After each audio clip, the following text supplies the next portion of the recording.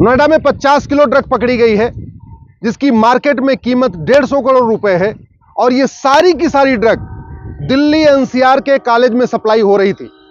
Delhi NCR में जितने medical college हैं, लॉ कॉलेज हैं, इंजीनियरिंग के कॉलेज हैं, एमबीए के कॉलेज हैं और भी जो डिग्री कॉलेज हैं या यूनिवर्सिटी हैं, वहां पे ये ड्रग सप्लाई की जाती थी। बनाने वाले 4 नाइजीरियाई हैं। ये नाइजीरिया से स्टूडेंट वीजा लेके आए थे, ड्रग बना रहे थे और कॉलेज में सप्लाई कर रहे थे। कहने का मतलब पैसा कमा रहे थे नाइजीरिया वाले और बर्बाद हो रहे थे हमारे बच्चे। भारत की संस्कृति बर्बाद हो रही है इस नशे के कारोबार के कारण। और ये नशे का कारोबार केवल दिल्ली में नहीं चल रहा है, ये उत्तर प्रदेश के लखनऊ में भी चल रहा है, महाराष्ट्र के मुंबई में भी चल रहा है, पंजाब के चंडीगढ़ में भी चल रहा है। और केवल राज्यों की राजधानियों में नशे का कारोबार नहीं चल रहा है, बल्कि हर जिले में चल रहा है। भारत का ऐसा कोई यूनिवर्सिटी नहीं है जहां ड्रग सप्लाई शुरू नहीं हो चुकी है। ऐसा कोई इंजीनियरिंग कॉलेज नहीं है, ऐसा कोई मेडिकल कॉलेज नहीं है, ऐसा कोई लॉ कॉलेज नहीं है जहां पे ड्रग स्मगलर ने अपना नेटवर्क नहीं फैला दिया है। और इसका मूल कारण है घटिया कानून। ड्रग बनती रहती है, छापा मारा जाता है, ड्रग पकड़ी जाती है, मुकदमा चलता रहता है, लेकिन आज तक किसी ड्रग स्मगलर की 100% प्रॉपर्टी जब्त नहीं हुई। आज तक किसी ड्रग स्मगलर को आजीवन कारावास, फांसी नहीं हुआ। आज तक किसी ड्रग स्मगलर की नागरिकता खत्म नहीं हुई। इसीलिए ड्रग स्मगलर पे कार्रवाई तो होती है, लेकिन ड्रग स्मगलिंग रुक नहीं रही है। सवाल यह है, ये सिंगापुर में ड्रग स्मगलिंग क्यों नहीं होती? ये जापान में ड्रग स्मगलिंग क्यों नहीं होती? आखिर क्या कारण है कि भारत, जहां भगवान राम पैदा हुए, भगवान कृष्ण पैदा हुए, भगवान महावीर पैदा हुए, भगवान बुद्ध का कर्म भूमि है ये, वहां पे ड्रग का इतना बड़ा कारोबार चल रहा है और जापान और सिंगापुर में तो ये नहीं चल रहा है। मैं बार बार कहता हूं, दवा बदलने से बीमारी ठीक नहीं होगी, कानून, डॉक्टर बदलने से बीमारी ठीक नहीं होगी, दवा बदलना पड़ेगा। शासक बदलने से नशा तस्करी नहीं रुकेगी, नियम कानून बदलना पड़ेगा। पंजाब में आम आदमी पार्टी की सरकार इस वादे के साथ आई थी कि हम ड्रग स्मगलिंग रोक देंगे।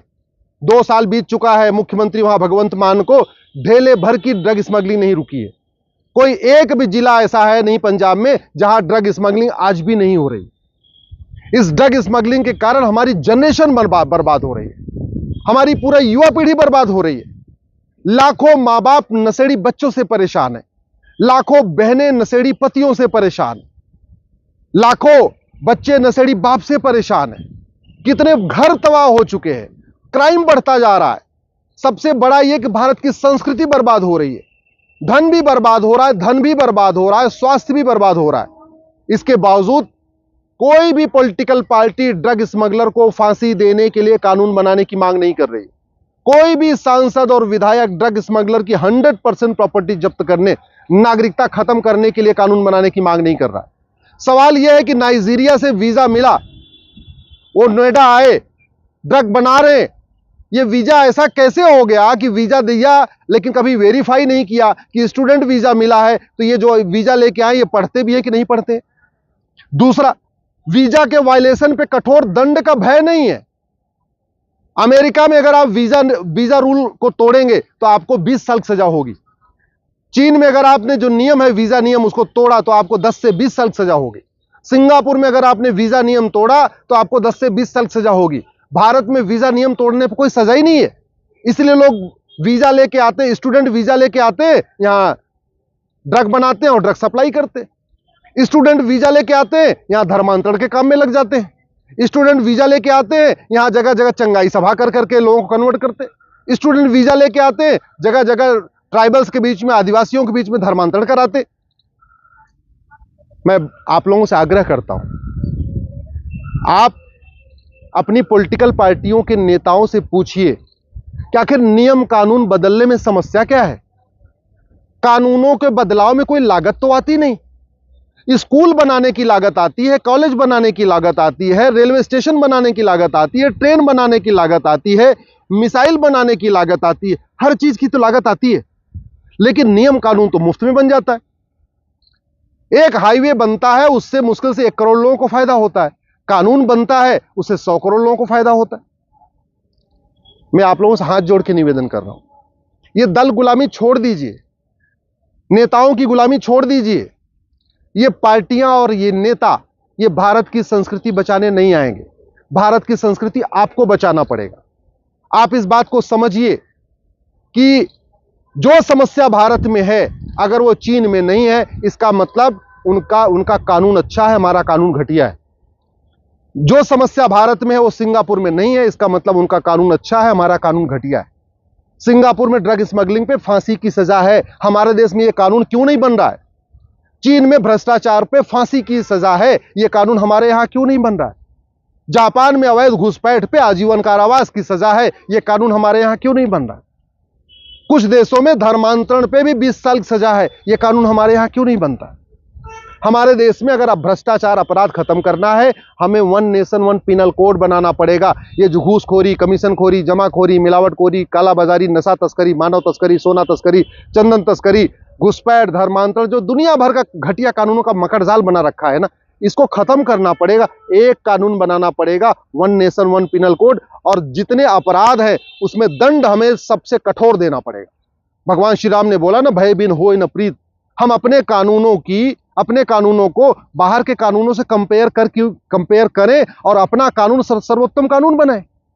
भारत में जुडिशियल चार्टर लागू करना पड़ेगा, जस्टिस विद इन ईयर लागू करना पड़ेगा। अब ये जो ड्रग स्मगलर पकड़े गए ना, 50 करोड़ ड्रग पकड़ी गई है, 150 करोड़ रुपए की ड्रग पकड़ी गई है, इतना तो पकड़ा गया। ये पता नहीं कितने साल से ये कारोबार कर रहे थे, कितने घर बर्बाद कर चुके हैं, कितने बच्चों को ड्रग एडिक्ट बना चुके हैं, कितने माता पिता का सपना तोड़ चुके हैं, ये भगवान जाने। लेकिन मैं आपको बता रहा हूं, वर्तमान कानून में ये जो 4 नाइजीरियाई पकड़े गए हैं ना, न इनको आजीवन कारावास फांसी होगा, न इनकी 100% प्रॉपर्टी जब्त होगी, और कठोर जब भय कानून नहीं होगा तो भय नहीं होगा। आखिर ये नाइजीरियाई भारत में आके ड्रग क्यों बना रहे हैं? चीन में जाके ड्रग क्यों नहीं बनाते? ये नाइजीरियाई भारत में आके ड्रग क्यों बना रहे हैं? सिंगापुर में क्यों नहीं जाके बनाते हैं? क्यों? क्योंकि सिंगापुर में पता है अगर ड्रग का कारोबार किया 6 महीने के अंदर फांसी हो जाएगी, और उनको भारत के कानून के बारे में पता है, यहां कर लो कोई दिक्कत नहीं है। उसके बाद डिस्ट्रिक्ट कोर्ट में 20-30 साल मुकदमा चलेगा, हाई कोर्ट में 20-30 साल मुकदमा चलेगा, सुप्रीम कोर्ट में मुकदमा चलता रहेगा, 50-60 साल मुकदमा चलेगा, और बाद में 10 साल सजा हो जाएगी। अभी हुआ है ना अलीगढ़ में, नकली शराब से 500 लोग बीमार हुए, कई लोगों की आंख खराब हो गई, कई लोगों का लीवर खराब हो गया, कई लोगों का किडनी खराब हो गई, 106 लोग मर गए। और जानते हैं सजा कितनी हुई? 106 लोगों के मरने पे 5 साल की। 500 लोग बीमार हुए, 106 लोग मर गए, जुर्माना 11,000। ऐसा घटिया कानून है यहां का। हम सब कुछ वर्ल्ड क्लास बनाते हैं, world class highway, world class railway station, world class train, world class shopping mall, सब कुछ वर्ल्ड क्लास मिसाइल, लेकिन वर्ल्ड क्लास कानून नहीं बनाते। और वो क्यों नहीं बनाते? क्योंकि आप डिमांड नहीं करते। आप ज्यादातर लोग दल गुलाम हो चुके हैं, पार्टियों के गुलाम हो चुके हैं, अपना विवेक नहीं इस्तेमाल कर रहे हैं, अपना दिमाग नहीं लगा रहे, वो केवल नेताओं की चाकरी कर रहे हैं, पॉलिटिकल पार्टियों की चाकरी कर रहे हैं। ये समझ में नहीं आ रहा है इन सबको कि भैया जो समस्या है भारत में है, सिंगापुर में, जापान में नहीं है। तो इसका मतलब सीधी सी बात है, ना हमारी शिक्षा व्यवस्था ऐसी है, ना हमारी कानून व्यवस्था अच्छी है। शिक्षा ऐसी हो जो संस्कार भर दे, और कानून का इतना कठोर हो कि आदमी अपराध करने के पहले 100 बार सोचे। तो शिक्षा भी अच्छी नहीं है, इसलिए घूसखोरी, कमीशनखोरी, जमाखोरी, मिलावटखोरी, कालाबाजारी, नशा तस्करी, मानव तस्करी, सोना तस्करी चल रही है। और कानून का भय नहीं है, इसलिए भी अपराध बढ़ता जा रहा है। अगर आप चाहते हैं अपराध रुके, अराजकता रुके, भ्रष्टाचार रुके, नशे का कारोबार रुके, मानव तस्करी रुके, नशा तस्करी रुके, सड़क के किनारे अवैध निर्माण रुके, ये जनसंख्या विस्फोट रुके, ये धर्मांतरण रुके, घुसपैठ रुके, तो कठोर कानून की मांग करिए। One nation one police code, one nation one civil code, one nation one evidence code, one nation one judicial code, और जस्टिस विद इन ईयर, यही अस्थायी समाधान है। बाकी सब केवल तू तू मैं है, आरोप प्रत्यारोप है, नूरा कुश्ती है, बतौलेबाजी।